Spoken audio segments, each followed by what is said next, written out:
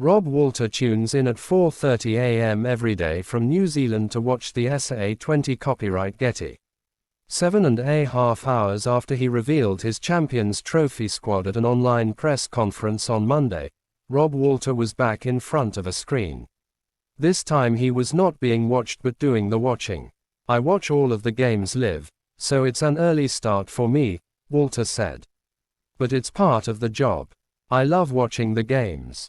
Walter spoke from his home in Napier on the east coast of New Zealand's North Island, where it had just gone 8 p.m.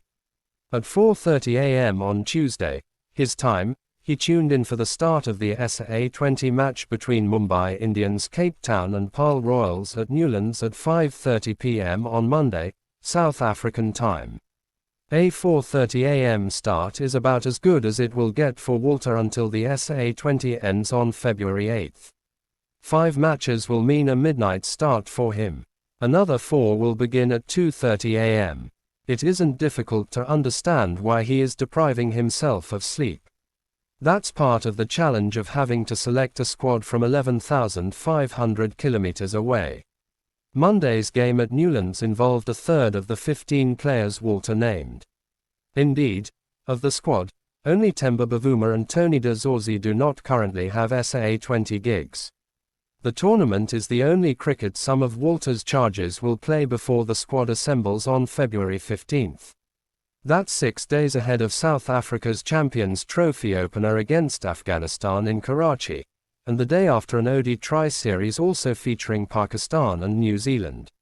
The composition of Walter's squad for the latter promises to be heavily impacted by players' SA20 commitments, which take precedence. No doubt Walter has become accustomed to boxing clever with the realities of modern cricket for countries like South Africa, which cannot pay their players enough to dissuade them from signing up for franchise leagues, which tends to take them out of the mix for internationals. Hence, Walter has had to pick 24 players for South Africa's 9 ODIs this season.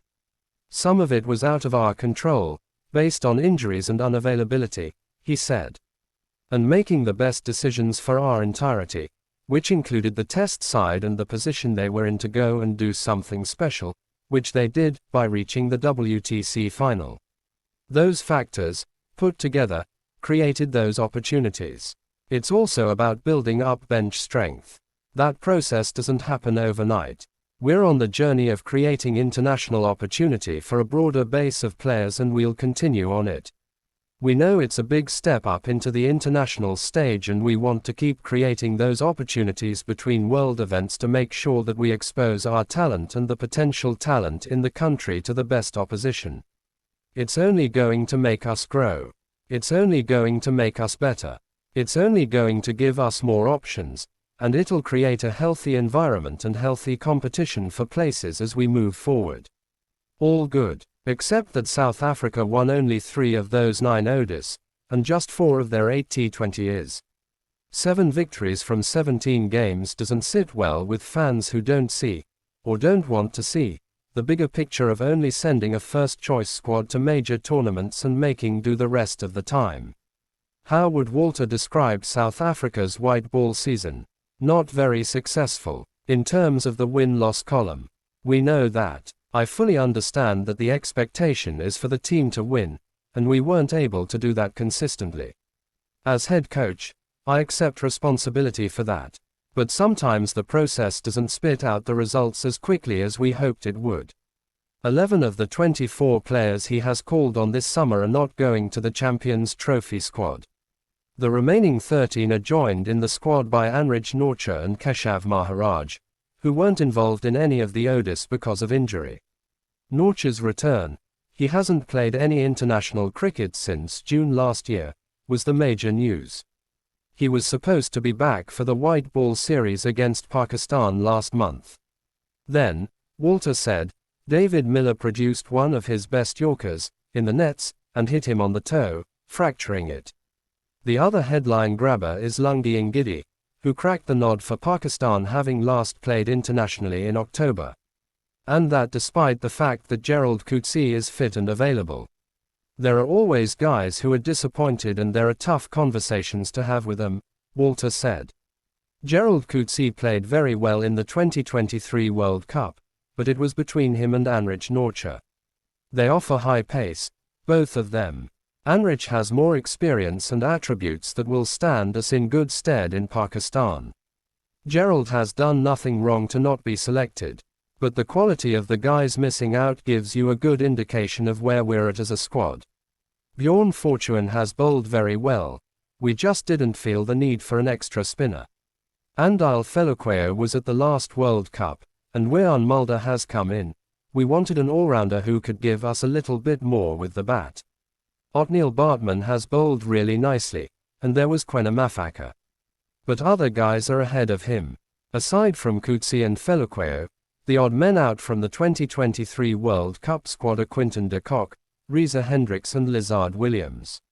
De Kock's retirement after that tournament means the Champions Trophy will be the first time South Africa's squad for a World White Ball event does not include him since the 2014 World T20 in Bangladesh. That's almost 11 years and 9 tournaments ago. The rest have all lost their places. So Walter might have rubbed his bleary eyes watching Hendricks score a 37-ball 59. Likewise Fortune, one of the unlucky 11 who also played ODIs this season, inducing an injudicious slap to mid-off from Ryan Rickleton, who scored 8, and who is in the squad, during 4 tidy overs that went for 24. Ngidi delivered 4 largely unconvincing overs that bled 43 runs. And Rassie van der Dussen, another chosen one, dragging on after looking in fine fettle for 43 off 33. And Miller heaving the 4th ball he faced down mid-wicket's throat. And George Lind, who came in from the cold at T20 eye level after more than 3 years last month but did not earn Walter's vote, bowled well enough to deserve his figures of 3 for 15 from 4 overs. But Walter would have been heartened by his finest fast bowler at the height of his powers, Kagiso Rabada, conceding the first of the 22 runs that came off his bowling in the third of his 4 overs, in which he also took 2 wickets. Such are the swings and roundabouts of coaching and selecting, whether you're on the scene or 11,550 kilometers away. Thing is, others go to bed and sleep on what they have seen. Walter goes to breakfast and the rest of his day, and tunes in again at 4:30 a.m. the next day. If he's lucky.